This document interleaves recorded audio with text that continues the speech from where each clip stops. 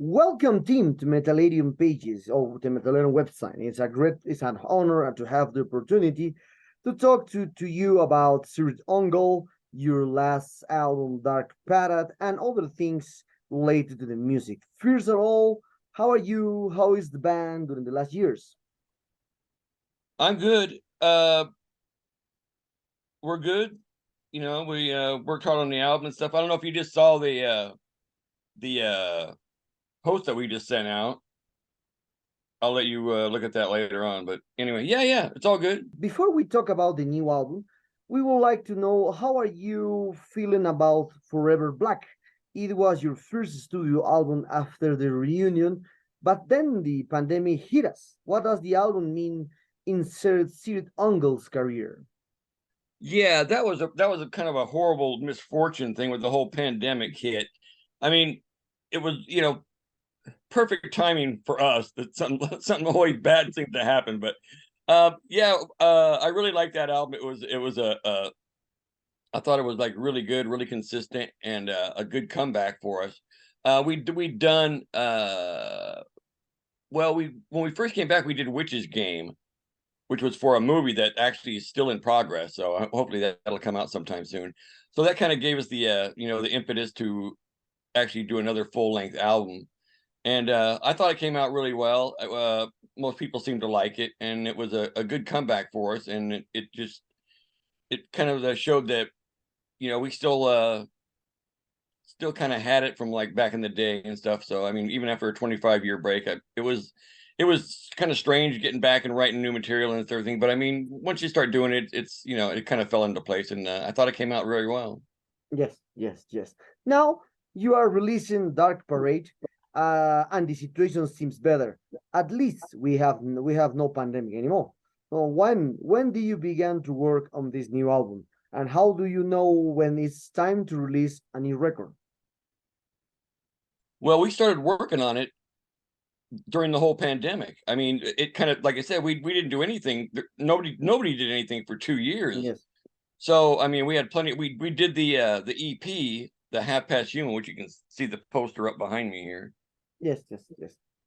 So we did that. We thought, well, we had the time to do that, which was kind of cool. We pulled out some of the old stuff and redid it. Gave it a proper like recording, and we decided, well, we don't know when this pandemic is going to be over. We don't know when things are going to get back to normal or when we're going to be able to play anymore. So I mean, we had a lot of time, so we just started, busting out and writing another album, which it took most of that time to do it, a couple of years to do it and get it all together. So that's what we did during the pandemic. So I mean, it's kind of a good and a bad thing for us.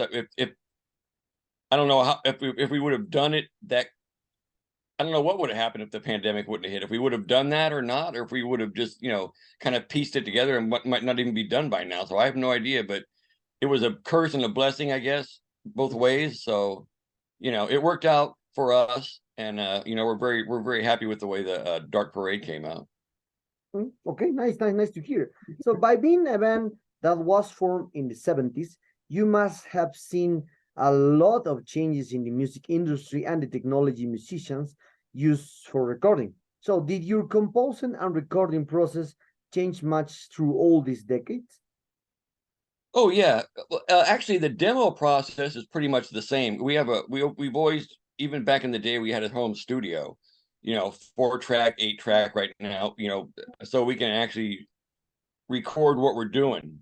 You know what I mean? To make demos and make proper demos with backing tracks and overdubs and everything like that, which we actually did back in the day, which is harder to do because back then, everything was on audio tape. So you had to, drop tapes into other tapes, and it would degrade and sound like, garbage, and you have to overdub over the other tapes, and it was just a really horrible way to do things.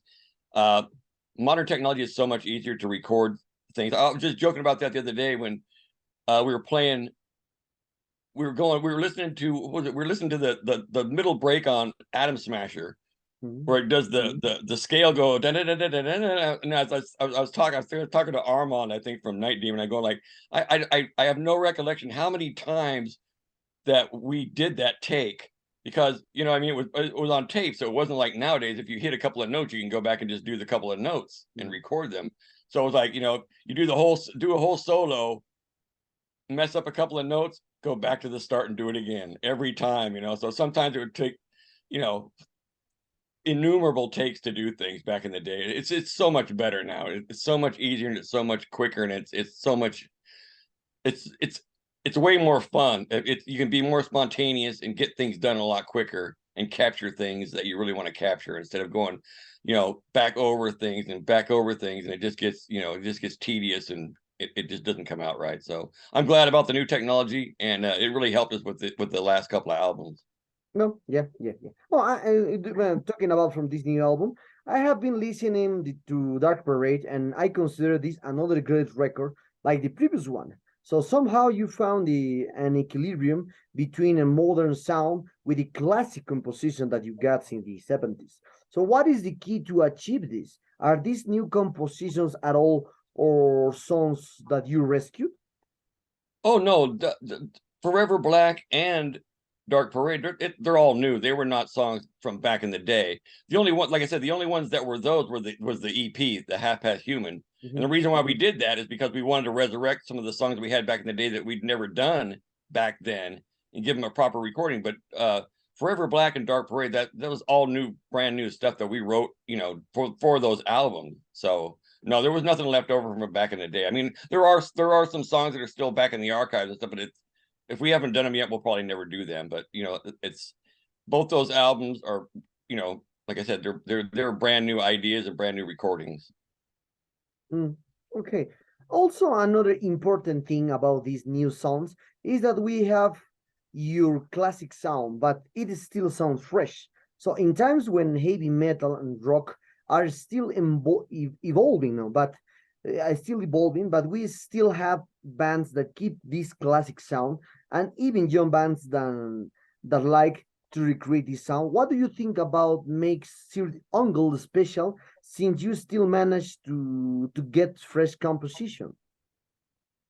Well, I think part of it's funny because we've had people ask us that back in the day. Well, gee, how can you actually, like, you know, recapture the sound that you had, and how come it sounds, you know, like you never took a break and things like that?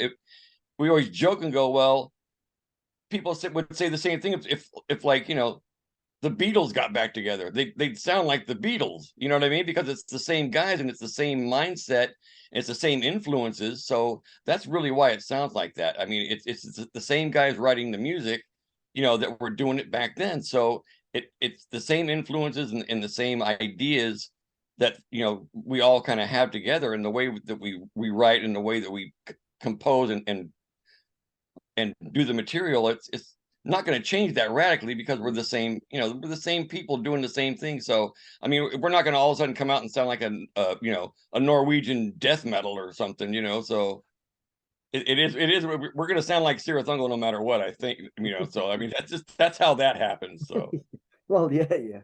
I can see you have been working with Metal Blade for many years. So, how important is for the band to work with this label? And perhaps the thing changed over the years when you start with them. At the beginning with Metal Blade, you were still Paul's, comrades, this kind of aspect, friends. But now the transition, when the metal is more bigger than the 70s, 80s, well, than the 80s, and now and perhaps your union is like more business now. well, we're still friends with Brian, and who owns the, you know, Metal Bay. We're still friends with all those guys. I mean, we regularly talk to the guys at Bart and all the guys in Metal Blade Europe, and you know, Brian and things like that. I message Brian, we talk. You know, it's a good relationship, and it's good to be back with them. You know, I mean, when we took our like giant long break, when we got back together, you know, we didn't really have any thoughts of going anywhere else. You know, we got back when we decided to resurrect the band and do something new.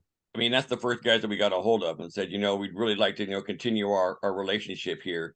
And since they're one of the, you know, the big major labels as far as heavy metal goes, and they have been since, you know, back in the 80s when they started, it's a symbiotic relationship and it's a good relationship. And, you know, we like all the guys and we're friends, and it works out great for both of us. And they put out a very nice product, and they, you know, they do their best to make everything, you know, work for us, and we do everything we can to make everything easy for them, you know, as far as, you know, doing all getting all the artwork and the recordings, everything like that, ready to go for them, so they don't have to, it's easy for us, it's easy for them, and it's a great relationship, and we're glad to be back with Metal Blade, and we're happy that we're friends with them, and we have been for all these years.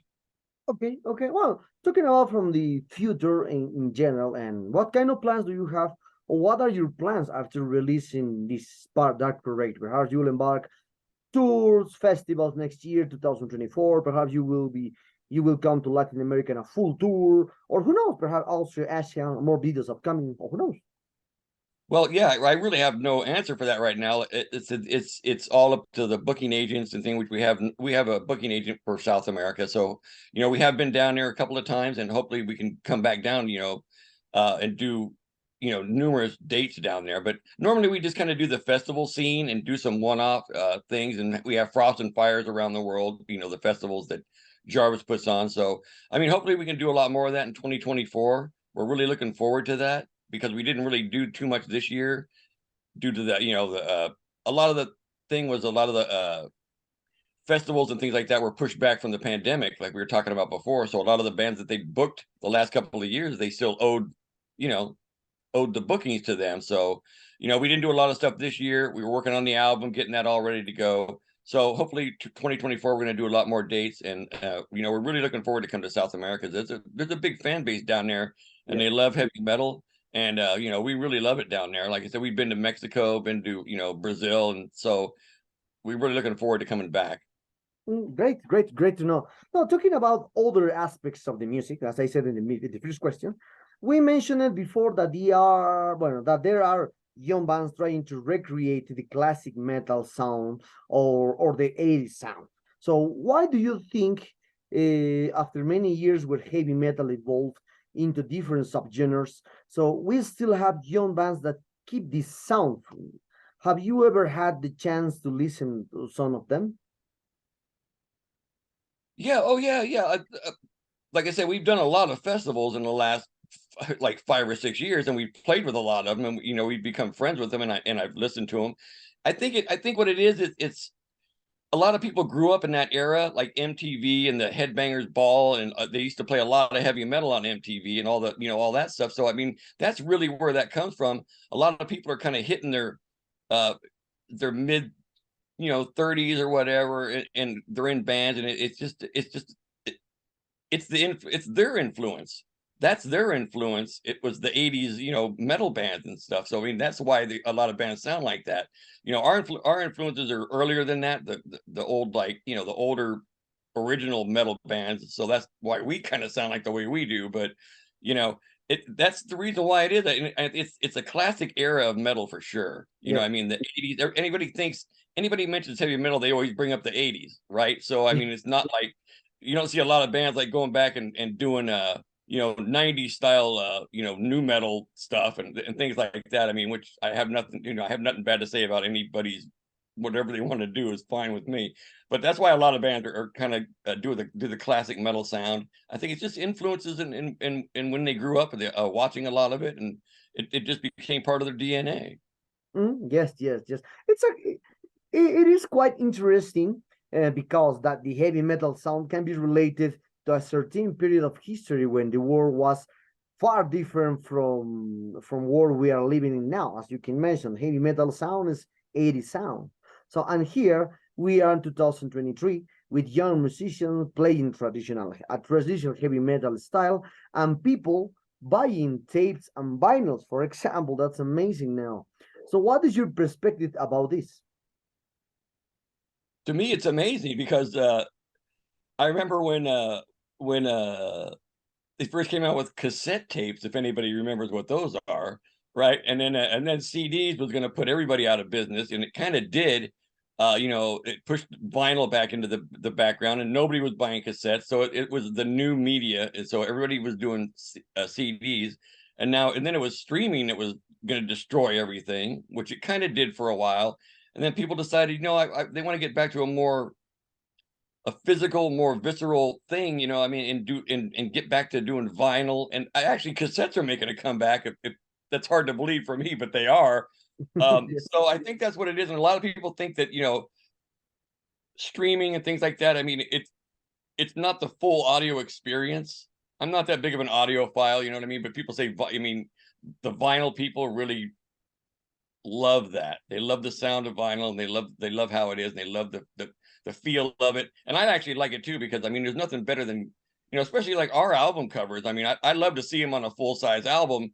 You know what I mean? Because some of the artwork on a lot of, you know, albums that you get, and you can, you know, it's almost like a, you know, just getting it on a cassette or a CD. It's like, you know, just like this little tiny thing, you know. So I like the vinyl experience too, but I think that's why it's making a comeback, because people, you know, people gravitate to what, like I said, what they had back in the day, and they kind of want to bring it back, and you know, it's good for the artist too, I think, because streaming is just really, Mm. uh yeah, it's I don't want to say it's just broadcast thievery, but you know, it kind Yeah, of is.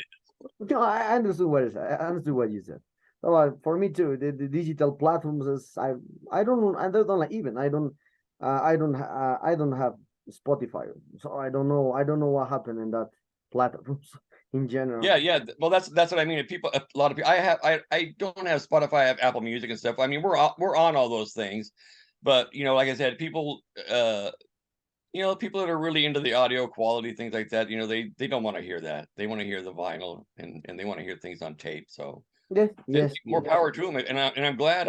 I'm glad. Like, I mean, you can walk into a record store now and see, you know, all kinds of like people in there, and there's heavy metal records, and just like it used to be, and it's like it's freaking awesome, man.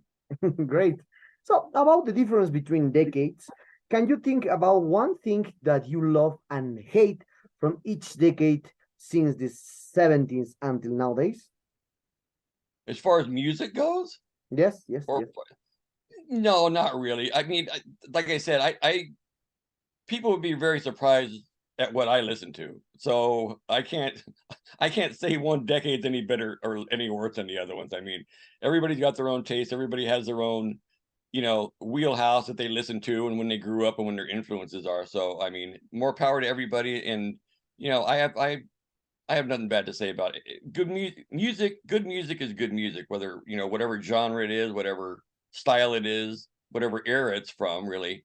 You know, I listen to a lot of stuff from way back in the day. I mean, we're talking everything from 50s, 60s, 70s, 80s, 90s on forward. So, you know, I like a lot of stuff, and you know, it's good. It's good for good people to be exposed to a lot of different kinds of music. It gives them a wider base of influences to, you know, to be able to create things going forward. Okay. Oh, 3 years ago, as all people know, we were hit by the COVID pandemic, and the music industry was affected a lot since bands couldn't go on tours. Now the situation seems better, but I have seen many bands complaining about how the logistics for concerts are more expensive now, from Oh tour yeah. buses to venues. So how do you see this situation as a band?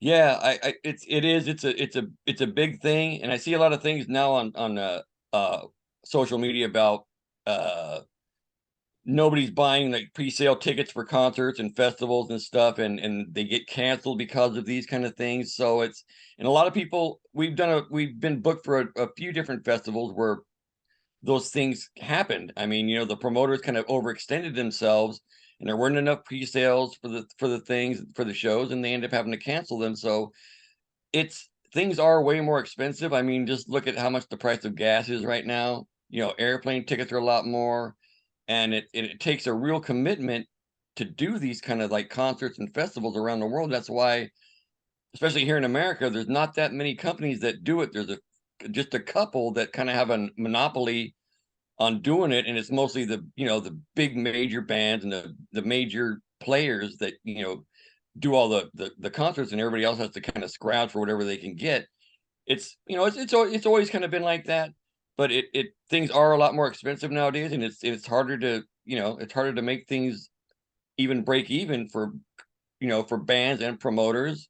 And it's, you know, it's an ongoing story with the music business. Yeah, yeah. Another change of subject. Another thing that I have seen recently is how the artificial intelligence, or AI, is getting more accessible for people, and it can do a lot of things from creating AdWords, compose songs, and even recreate the human voice.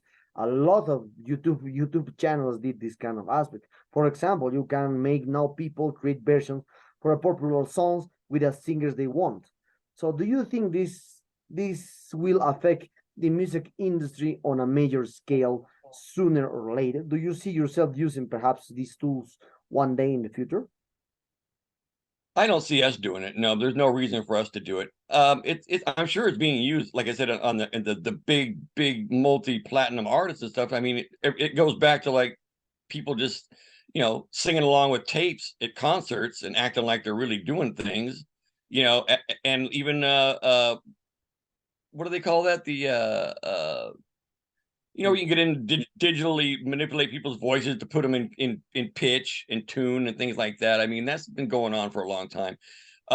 It's funny because there's actually programs that you can take a whole album like we did, like a demo, and run it through and just have AI do a mix for you.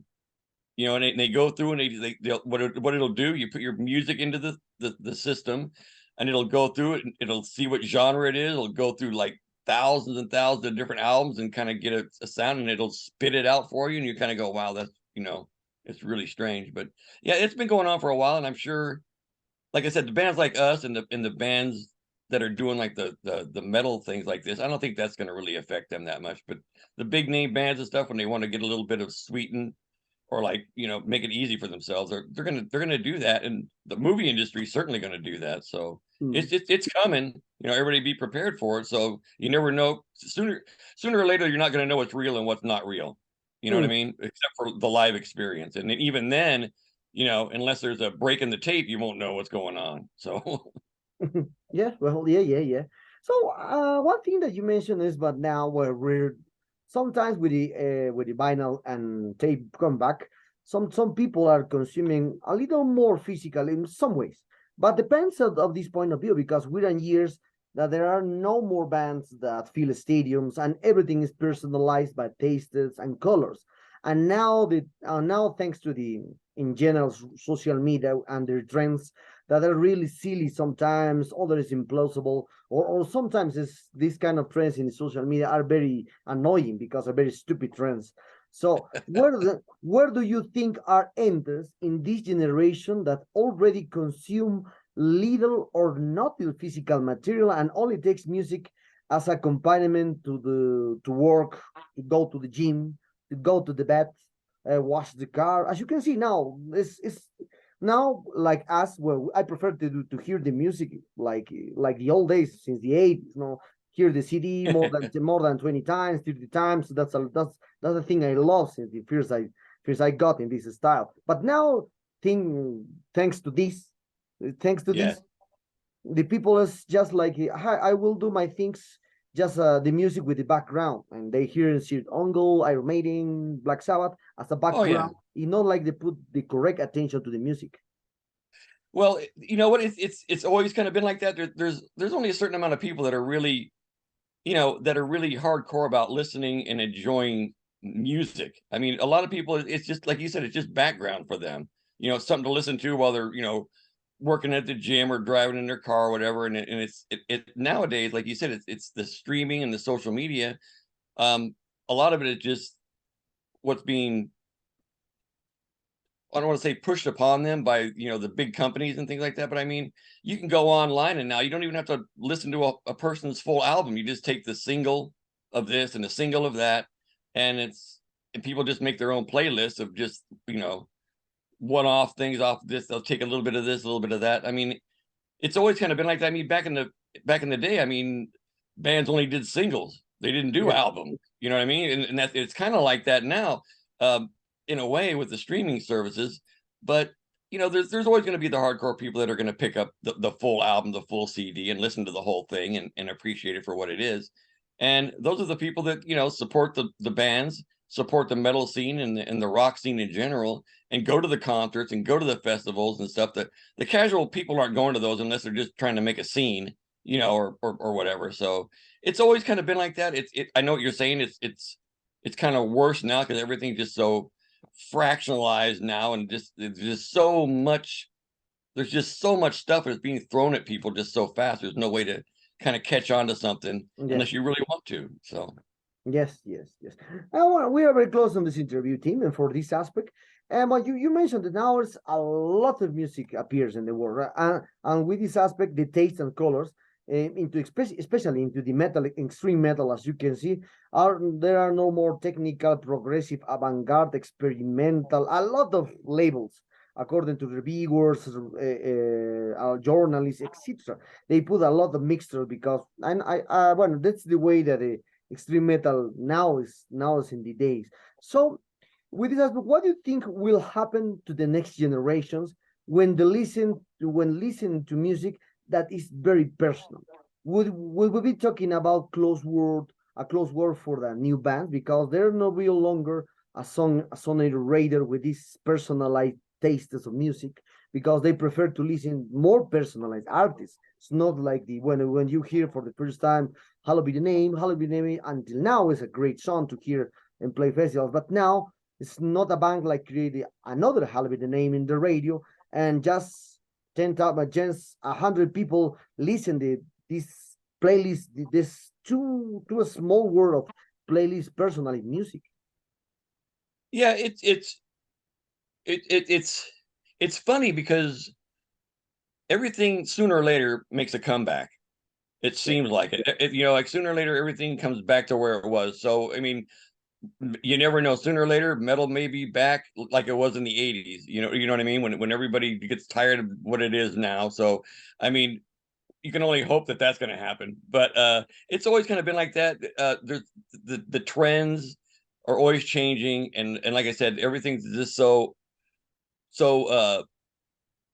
thrown at everybody so fast now. Trends just change constantly and things. So hopefully it'll make a comeback, but it's never really it's never gone away. I mean, there's always been heavy metal since back in the day. It's just not in the forefront of the public view. So there's always been people like you that are been supporting it your entire life, and there's like millions of people around the world that are the same. They're just not on the forefront now. They don't have their TV shows, and they don't have this and they don't have that.